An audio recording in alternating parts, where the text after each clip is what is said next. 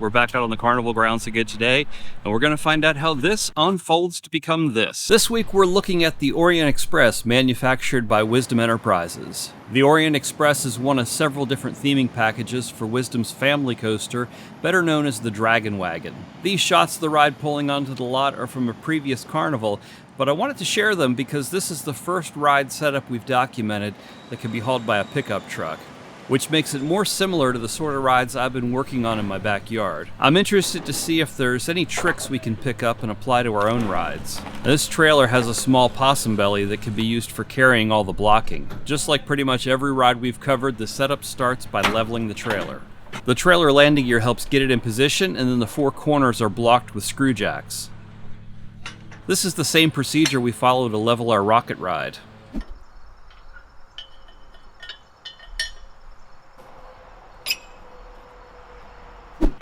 Unlike a lot of rides we covered, this one doesn't need any power during the setup process. And thanks goes out once again to Majestic Midways for letting me tag along while they set this up. This shot shows how all the track is racked for travel.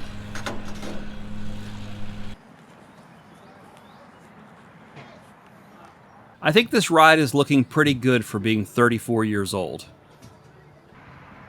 These black rods neatly racked on the back of the ride will be used to brace the track. My understanding is that this was originally a Dragon Wagon that was converted to an Orient Express. This probably explains why it doesn't have the more elaborate dragon train. These jack screws are unloaded and positioned roughly where they'll be needed. All of the supports and tracks are numbered. They start installing the track at one end and build towards the center.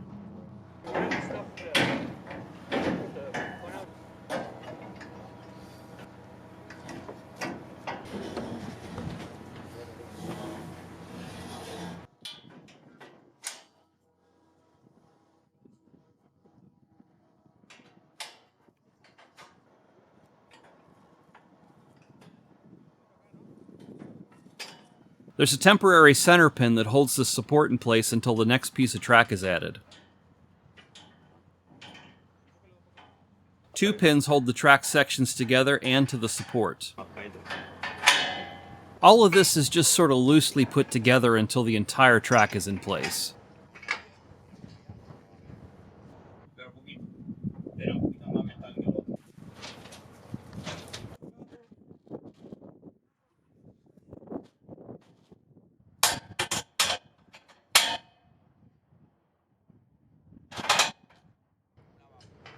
Once they get the track to the halfway point, they start at the other end and build towards the center again.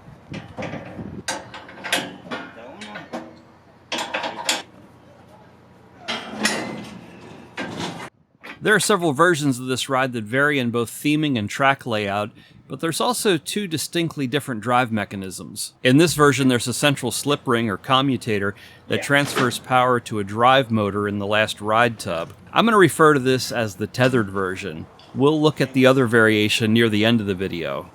With the tethered version, the track also has to have a third rail for the drive tire to run on.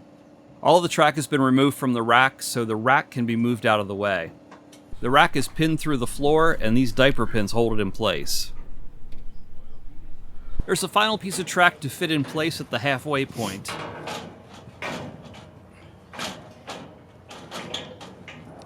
By just leaving everything loosely assembled up to this point, it makes getting this last piece in easier.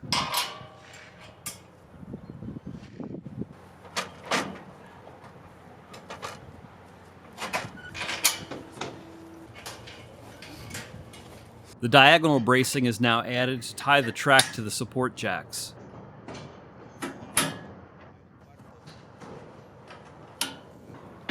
That's one way of doing it.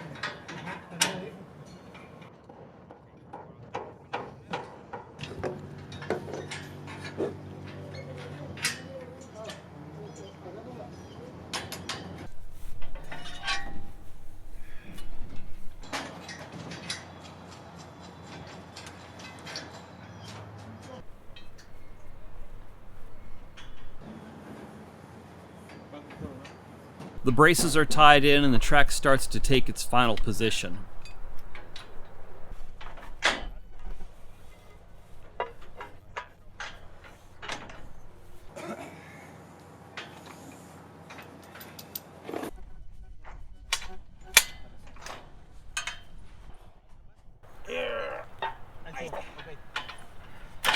With the braces in place, wedges are driven through the joining pins, making everything rigid and stable.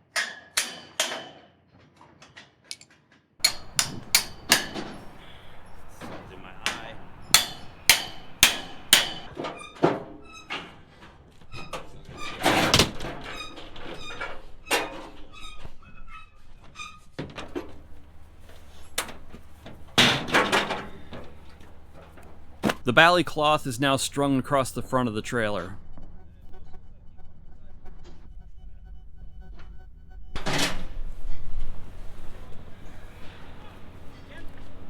With the cloth in place, the steps can be installed. These hang-on pins built into the trailer.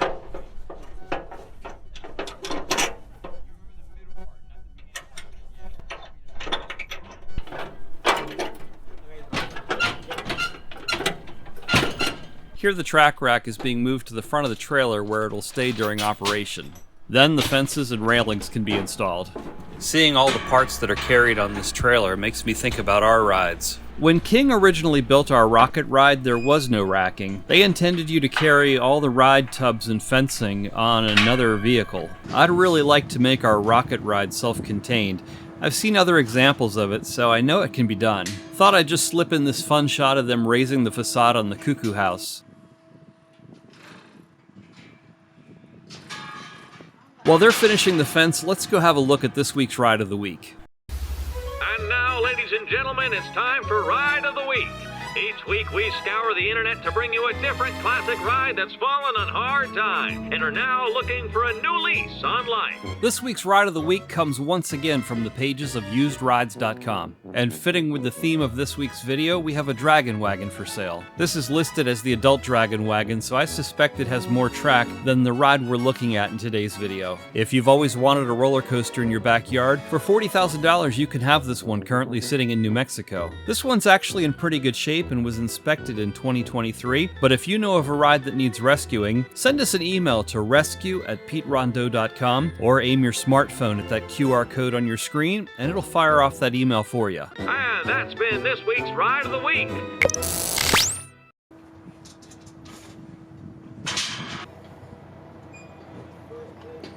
These braces are then slid out from the front and rear of the trailer where they're pinned in place.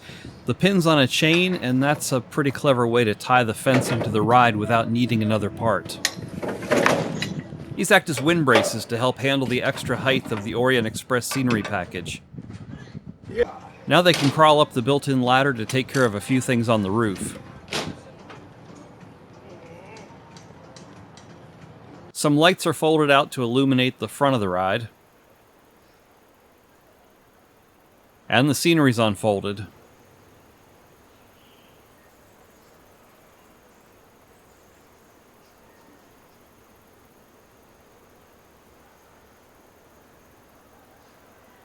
These spires attach to the top of the towers with pins, similar to how Wisdom attaches the alien heads to the top of the alien abduction ride.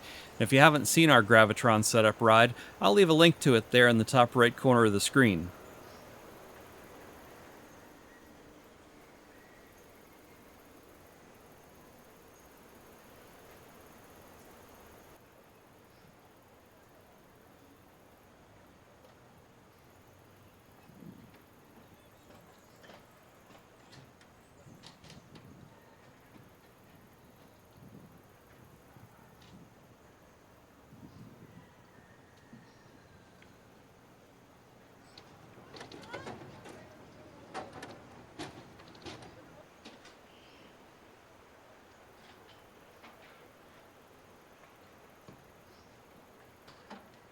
After everything is set up, slight adjustments are made to the track height to remove any unintended peaks or valleys where the track sections join.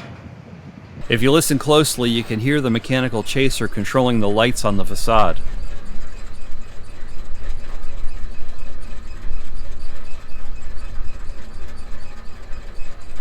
And here we are back at the earlier location showing a first test run.